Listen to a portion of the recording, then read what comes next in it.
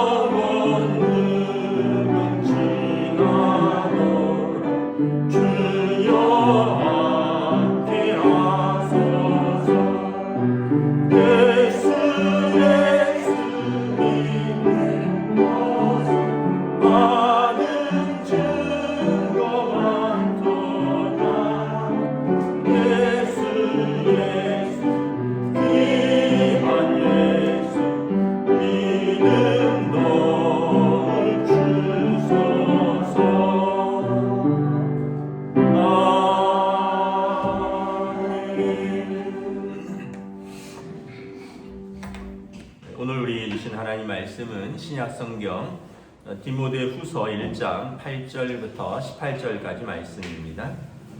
디모데후서 1장 8절부터 18절까지 말씀입니다.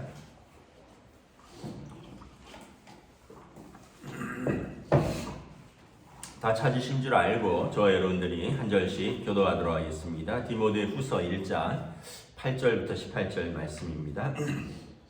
그러므로 너는 내가 우리 주를 증언함과 또는 주를 위하여 갇힌 자 된 나를 부끄러워하지 말고 오직 하나님의 능력을 따라 복음과 함께 고난을 받으라. 하나님이 우리를 구원하사 거룩하신 소명으로 부르심은 우리의 행위대로 하심이 아니요 오직 자기 뜻과 영원 전부터 그리스도 예수 안에서 우리에게 주신 은혜대로 하심이라.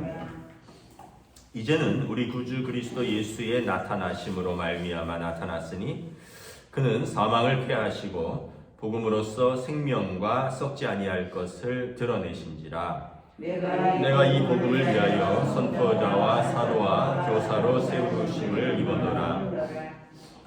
이로 말미암아 내가 또 이 고난을 받되 부끄러워하지 아니함은 내가 믿는 자를 내가 알고 또한 내가 의탁한 것을 그날까지 그가 능히 지키실 줄을 확신함이라.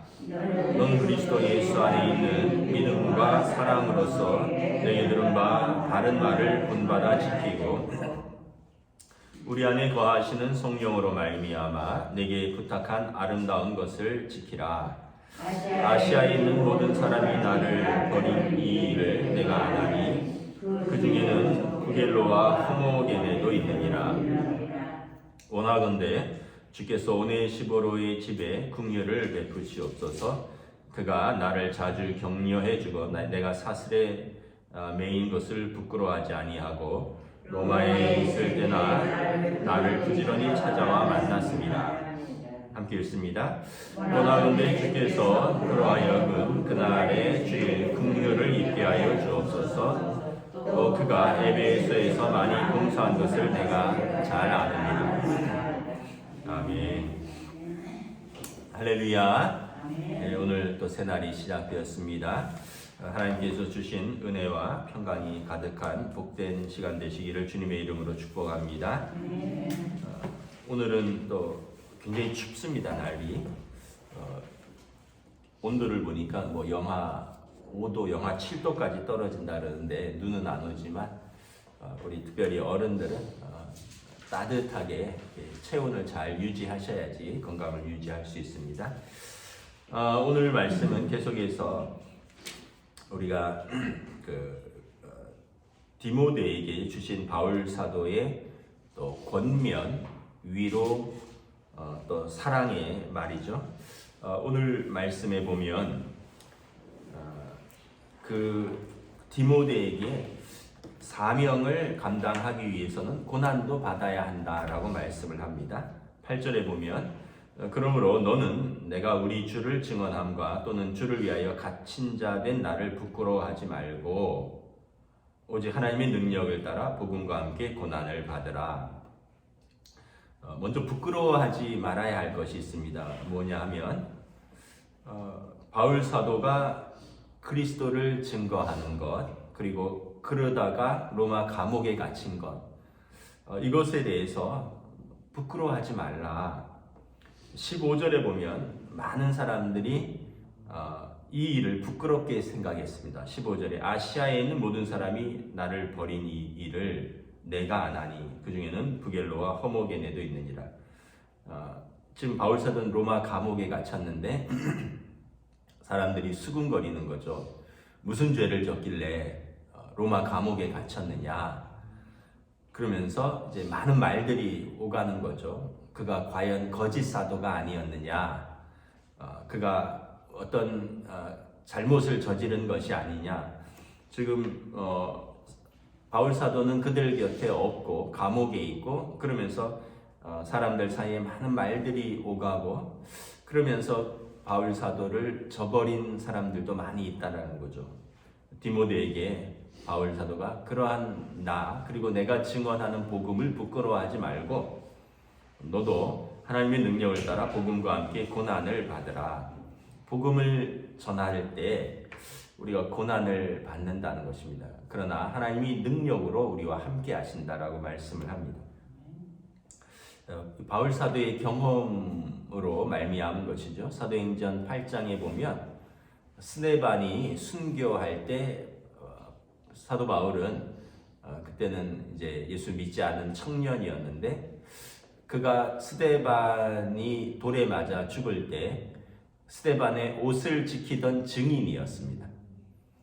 그래서 그때 스데반이 하늘을 우러러 기도하고 마치 예수님처럼 저들의 죄를 용서하여 주시옵소서 기도하면서 돌에 맞아서 순교했죠. 그리고 그의 얼굴이 해같이 빛났다라고 기록을 하고 있습니다. 그때 사도 바울이 그 스데반의 죽음을 보면서 굉장히 이상하게 여겼을 것입니다. 죽는 사람이 그것도 그냥 죽는 게 아니라 형벌을 받아서 죽는 사람이 고난, 고통을 호소하거나 억울함을 호소하거나 살려달라고 비는 것이 아니라 그가 오히려 저들의 죄를 용서해 달라고 하고 얼굴이 해같이 빛나면서 그가 최후를 맞이했다는 거죠. 그걸 보고 아마 굉장히 이상하게 생각했을 것입니다. 또 사도행전 9장에 보면 그 일 이후부터 사도 바울이 대제사장의 위임장을 가지고 예수 믿는 사람들을 남녀를 불문하고 잡으러 다녔습니다. 교회를 잔해하러 다녔는데 그 잔해한다라는 표현은 뭐냐 하면 멧돼지가 그 무슨 농작물을 음식물을 찾기 위해서 밭을 헤집는 때 쓰는 표현이 잔해하다는 것입니다. 그러니까 그렇게 예수 믿는 사람들과 교회를 핍박하고 잔해했는데 그러면서도 계속 마음에 남는 그 어떤 의문이 뭐냐 하면 아니 왜 저 사람들이 저런 오해와 저런 핍박과 저런 고난을 받으면서까지 그렇게 예수를 믿을까? 아마 그 고민이 있었던 것 같습니다. 그런데 그가 예수님을 만나고 나서 9절에 그가 깨달은 것이 있습니다. 하나님이 우리를 구원하셨는데 자기는 이전에는 율법을 지켜야지만 구원을 얻는다라고 생각했습니다. 그 얘기는 뭐냐면 행위대로 얻는 구원이라고 생각했습니다. 무엇을 잘 지키고 무엇을 하지 않고 무엇을 잘 하고. 그런데 그럴수록 자기 의롭게 행하려고 할수록 자신이 죄인이라는 것만 드러났다라고 로마서 7장에서 고백을 하죠. 그런데 오늘 본문 9절에 보면 예수님을 만나고 깨달은 것은 우리를 구원하신 것은 우리의 행위대로 하심이 아니다라는 것입니다. 우리가 뭘 깨끗하고 우리가 뭘 잘 지켜서가 아니라 오직 자기 뜻과 하나님이 우리를 계획하시려는 하나님의 뜻이 있었고 영원전부터 그리스도 예수 안에서 우리에게 주신 은혜대로, 그러니까 하나님의 뜻과 하나님의 은혜로 우리가 구원을 얻는 것이지 우리 행위로 구원을 얻는 것이 아니다라는 것을 깨달은 것이죠. 그래서 의인은 오직 믿음으로 말미암아 살리라 라고 고백을 하는 거죠. 그러면서 예수님을 만나면서 내가 그동안 잘못 믿었구나. 내가 하나님 앞에서 구원을 얻으려고 그렇게 의롭게 살려고 내 행위를 붙들고 살았는데 그게 아니라 하나님의 뜻이 있었다는 거죠. 자기 백성을 구원하시려는 하나님의 뜻, 그리고 하나님의 은혜로, 은혜는 값없이 거저주는 선물이라 그랬죠. 그렇게 해서 우리를 구원하셨고, 그리고 9절 초반에 보면 우리를 거룩하신 소명으로 부르셨다라는 것입니다. 그러니까 그 은혜와 그 사랑과 그 뜻을 깨닫고 나니까 나는 마땅히 주를 위해서 살겠노라, 이러한 고백이 나오는 것이죠. 그러니까 행위대로 하면 죽어도 마땅한 죄인인데 이 죄인을 하나님이 우리 죄대로 묻지 아니하시고 그리스도 예수의 십자가의 보혈로 우리를 값없이 의롭다 하시고 하나님의 자녀 삼아 주시고 더 나아가서 우리를 충성되이 여겨 사도로 부르심은 전적인 하나님의 은혜다라는 것을 깨달은 것입니다. 그러니까 내가 어찌 이 은혜와 이 사랑을 저버리겠느냐. 그러니까 예수님을 깊이 만나면, 예수님을 만나면 하나님의 큰 사랑을 깨닫는 거죠. 그러니까 우리가 예수 믿으면서 계속 시험에 들고 예수 믿으면서 계속 믿음이 흔들리는 것은 하나님의 사랑에 대한 확신이 부족한 거예요. 그리고 여전히 내가 예수님을 선택했는데, 내가 예수를 믿었는데, 이런 내가 선택했다라는 이러한 것이 있기 때문에 내가 이렇게 선택했는데 왜 이러한 보상이 주어지지 않느냐. 이래서 계속 흔들리고 시험에 드는 거죠. 그게 아니라 내가 하나님 앞에서 드릴 수 있는 것은 의로움이 아닌 거죠. 그런데 하나님이 나를 선택하셨고, 하나님이 나를 의롭다 하셨고, 하나님이 예수 그리스도의 십자가의 보혈로 나를 깨끗게 하시고 나를 부르시고 내게 사도의 사명을 주셨다. 이걸 깨달으면 그렇게 시험 들 일도 없고 그렇게 흔들릴 일도 없는 거죠. 왜냐하면 모든 게 은혜인데요. 모든 게 감사인데.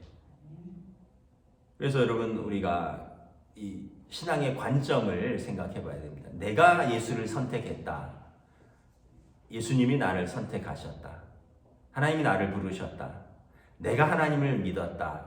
하나님이 나를 부르셨다.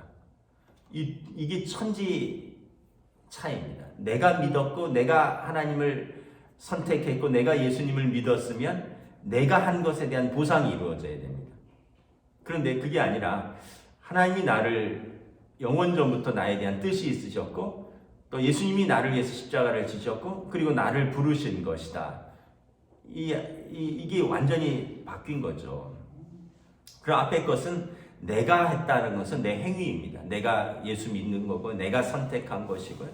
그러면 내 행위를 여전히 붙들고 있는 것입니다. 그런데 죄인인 나를 하나님이 부르셨고 값없이 의롭다 하셨다 하면 은혜가 되는 것이죠. 그래서 은혜로 신앙생활 하느냐 아니면 여전히 율법으로 신앙생활 하느냐. 겉모습은 큰 차이가 없는 것 같은데, 예수 믿는 것도 겉모습은 큰 차이가 없는 것 같은데, 내가 예수 믿었고요, 내가 선택했고 내가 봉사하고 내가 헌신하고 이러면 여전히 행위로 믿는 것입니다. 그런데 하나님이 은혜로 나를 부르셨고 나를 값없이 의롭다 하셨고 그래서 그 은혜와 그 사랑 때문에 내가 신앙생활한다 하면 이거는 은혜로 하는 거죠. 그래서 여러분, 여전히 내 행위대로 예수 믿느냐 아니면 은혜로 믿느냐. 은혜로 믿으면 뭐 시험 들 일도 별로 없죠. 내가 한 것이다 하면 내가 한 것에 대한 보상이 주어져야 되는데 왜 고난이 있느냐 하면 그럼 이제 거기에 대해서 시험이 들고 또 흔들리는 것입니다. 그 사도 바울은 이제 나는 그런 고난 이런 것들은 내가 완전히 해결했다는 거예요. 옛날에 스데반의 죽음의 사건에서부터 예수 믿는 사람들을 핍박하고 잡으러 다닐 때 그 사람들이 왜 그 고난 속에서 죽음을 무릅쓰고 예수를 믿는가? 이제 자기가 해결됐다는 거예요. 내 행위가 아니라 하나님의 은혜로 구원하셨고 그리고 10절에 이제 그리스도 예수 안에서 이 하나님의 뜻이 드러난 거예요. 그래서 예수 믿는 자들에게 사망을 패하시고 복음으로써 생명과 썩지 아니할 영원한 생명을 우리에게 드러내셨다는 거죠. 그래서 이걸 내가 깨달았다는 거죠. 하나님의 영원하신 우리의 구원하신 뜻이 그리스도 안에서 드러나셨고 그리스도 예수와 그의 십자가와 그의 부활로 말미암아 사망을 패하시고 복음으로써 생명과 영원한 썩지 아니하는 것을 우리에게 주셨다. 이걸 깨달으니까 나는 이걸 붙들겠다라는 것입니다. 복음서에 보면 이제 천국에 대한 비유가 있습니다. 천국은 밭에 감추인 보화와 같아. 그걸 발견하면 모든 것을 팔아서 그 밭을 사는 거죠. 천국은 또 그물에 비유하는 거죠. 그래서 이제 고기를 잡는 것처럼 수고하고 나가고 또 어떤 좋은 진주를 발견하는 상인과 같아서 이것저것을 찾아 헤매면서 좋은 진주를 발견하려고 하는 상인과 같다. 천국 비유들이 나오잖아요. 여러분, 사도 바울은 내가 이 영원한 복음, 영원한 생명, 사망 권세를 폐하시는 이 하나님의 능력 그리고 이 은혜를 내가 알았기 때문에 나는 기꺼이 주를 위해서 살리라. 그리고 주를 위해서 고난도 받겠노라. 그래서 디모데에게 너도 복음을 증언하고 또 복음을 증언하다가 갇힌 자 된 나를 부끄러워하지 말고 능력을 따라 하나님의 능력을 따라 복음과 함께 고난을 받으라라고 말을 할 수 있는 것입니다. 11절에 내가 이 복음을 위하여 선포자와 사도와 교사로 세우심을 입었노라. 진리를 발견했을 뿐만 아니라 내 사명을 발견했다는 거죠. 내 부르심의 사명.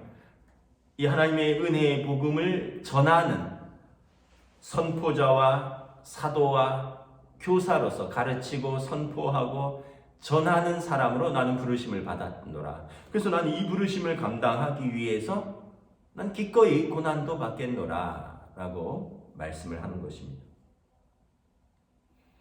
12절에 이로 말미암아 내 사명을 감당하기 위해서 내가 또 이 고난을 받되 부끄러워하지 아니함은 내가 믿는 자를 내가 알고 나를 위해서 나를 십자가에 죽으신 예수님을 내가 알고 또한 내가 그를 의탁하는 것을 그가 그날까지 능히 지키실 줄을 확신하노라. 내가 영원한 생명 하나님 나라를 내가 붙들고 나아가는데 그곳에서 하나님께서 나를 아시고 나를 사랑하시고 나에 대한 생명의 약속을 끝까지 붙들고 계실 줄을 내가 확신하기 때문에 내가 믿는 분을 알고 내가 신뢰하는 것, 내가 믿는 그 약속을 그분이 확실히 지키실 것을 알기 때문에 나는 기꺼이 고난이 있어도 이 길을 걷겠노라 말씀을 하는 것입니다. 여러분, 우리가 이 예수님을 정말 만나는 그런 경험, 그리고 하나님의 사랑에 대한 체험, 그리고 우리가 믿은 복음과 하나님 나라에 대한 확신이 없이는 이 길을 온전히 걸어갈 수 없는 거죠. 왜냐하면 예수 믿는데 복도 있지만 은혜도 있지만 고난도 있고 시험도 있기 때문에 그런 것입니다. 그런데 아까 말했듯이 우리가 내가 믿었다, 내가 선택했다, 내가 신앙생활한다, 내가 봉사한다 이러면 시험과 고난 속에서 흔들리지만 내가 믿는 분을 내가 알고 그분이 약속하신 것을 내가 신뢰하고 확실히 믿기 때문에 나는 이 고난도 부끄러워하지 않는다라는 것입니다. 제가 어떤 글을 읽었는데 이런 표현이 있더라고요. 어차피 우리 인생은 좋은 일 2분의 1, 안 좋은 일 2분의 1이 항상 있다라는 거예요. 그래서 좋은 일은 뭐 다 잘 받아들이죠. 그런데 이제 안 좋은 일 2분의 1을 어떻게 견디고 어떻게 넘기고 어떻게 이기느냐, 이게 그 사람의 실력이다. 그러면서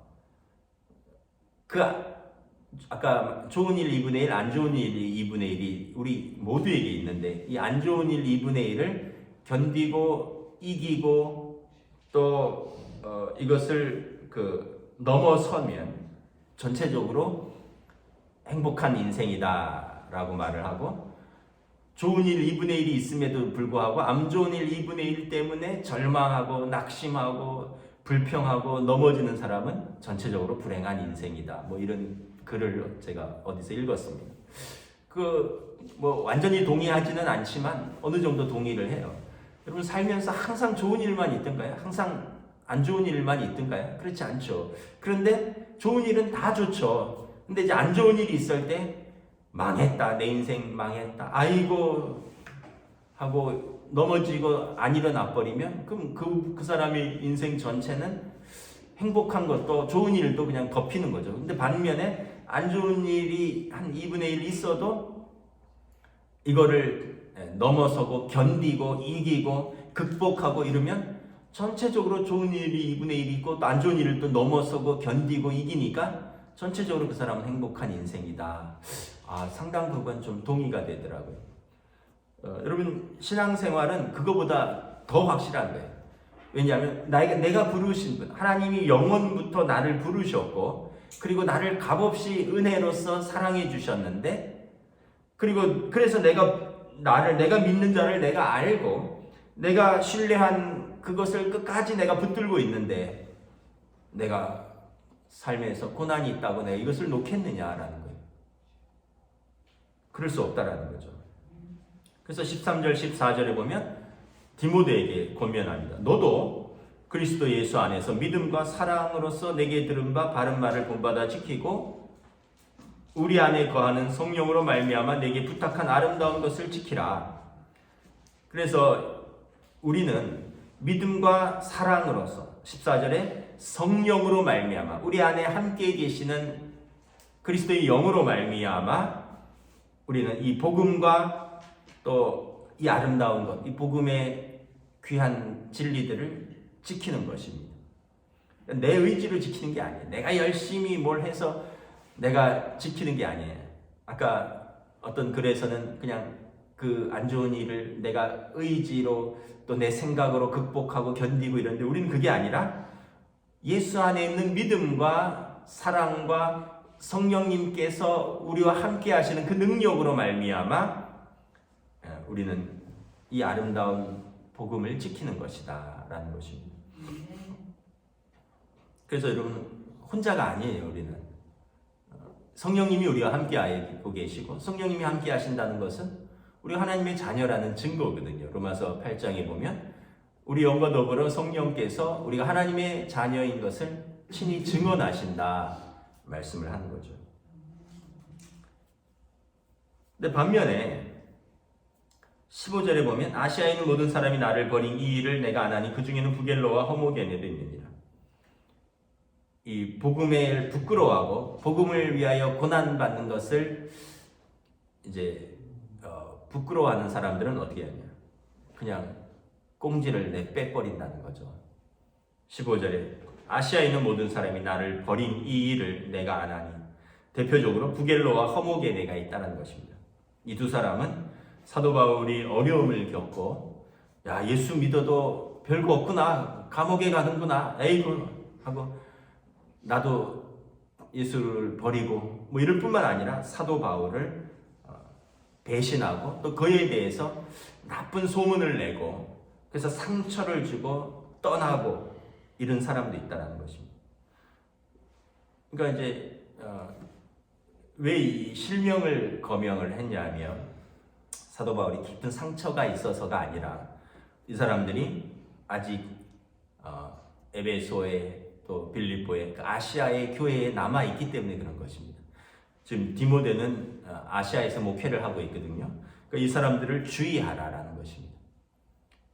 사도 바울을 배신한 것은 내 개인을 배신하고 내 개인을 상처 준 것이 아니라 복음을 배신하고 교회를 흔들고 무너뜨리는 사람들이니까 너도 그들을 알고 그들을 주의하라라는 것입니다. 반면에 16절에 보면 오네시보로가 있습니다. 오네시보로는 어떤 사람이냐? 그가 나를 자주 격려해주고 사도 바울이 고난당하고 사슬에 매인 것 로마 감옥에 지금 있잖아요. 부끄러워하지 않고 로마에 있을 때 나를 부지런히 찾아와 만났습니다. 아시아에서 로마는 1200km 떨어져 있거든요. 그러니까 부지런히 찾아왔다라는 것은 한 번만 찾아온 게 아니죠. 그런 걸 보면 이분은 이 오네시보로는 상당히 사도 바울을 사랑하고 존경하고 섬겼다는 거죠. 여러분 생각해 보세요. 1200km 떨어져 있으면 지금도 비행기 타고 대륙을 건너가야 되는데 비용이 얼마나 들겠습니까? 또 자기 일을 접어두고 가야 되니까 거기에 따른 손해, 또 거기에 따른 희생, 또 거기에 대한 섬김, 비용 이런 것을 기꺼이 감당했다는 거죠. 그래서 내가 오네시보로를 생각하면 기도밖에 안 나온다는 게 18절에 원하건대 주께서 그로 하여금 그날에 주의 긍휼을 입게 하여 주시옵소서. 오네시보로를 생각하면 바울 사도가 참 감사하고 눈물 나고 하나님 앞에서 내가 그를 위해서 할 것은 주님 저를 기억해 주시고 그의 나라에서 주께서 그에게 긍휼을 베푸시옵소서. 내가 그를 위하여 기도할 수밖에 없다. 그리고 그가 에베소에서 많이 봉사한 것을 내가 잘 아느니라. 그가 에베소 교회의 귀한 일꾼이라는 것입니다. 지금 디모데는 에베소와 빌립보에서 목회를 하고 있거든요. 그래서 그와 같이 귀한 일꾼들을 알고 그들과 함께 교회를 섬기고 또 이렇게 복음을 부끄러워하고 사도를 헐뜯고 사도를 버린 사람들 이런 사람들을 주의하고 경계하고 하나님의 교회를 잘 세우고, 디모데 너도 마땅히 주를 위해서 섬기다가 고난을 받으면 나를 생각하고 부끄러워하지 말고 고난을 받으라 말씀을 하고 있습니다. 여러분, 우리가 다시 한번 바울 사도의 오늘 본문 말씀을 잘 기억하면서 내가 어떠한 자세로 신앙생활을 하는가, 나에게 어떠한 확신이 있는가, 어떠한 내가 복음에 대한 증거를 가지고 있는가, 다시 한번 돌아보는 시간이 되시기를 주님의 이름으로 축복합니다. 기도하겠습니다. 하나님의 은혜를 감사합니다. 오늘 말씀에서 바울 사도는 예수님을 만나면서 하나님의 구원은 내 행위로 얻는 것이 아니라 영세전부터, 영원전부터 나를 향하신 하나님의 뜻이 있었고, 그리고 예수 그리스도로 말미암은 그 은혜로 얻는 구원이라는 것을 깨달았습니다. 그랬더니 모든 의문이 풀렸습니다. 스데반 집사님이 그렇게 천사처럼 순교하던 것, 많은 사람들이 예수를 믿다가 핍박당하고 잡혀가면서도 기꺼이 하나님 나라를 위하여 그 믿음을 보인 것이 이제 이해가 되고, 그리고 이제 나도 그 사랑에 힘입어서 나도 그 사명의 부르심에 동참하였으니 내가 믿는 자를 내가 알고 내가 의탁한 것을 그날까지 그분이 능히 지키실 것을 확신하기에 나도 이 고난을 부끄럽게 여기지 아니하고 이 사명을 감당하노라. 디모데야, 너도 기꺼이 이 하나님의 사랑과 믿음과 은혜로서 너 안에 있는 그 성령의 능력으로 사명을 감당하고 고난을 받으라 말씀하고 있습니다.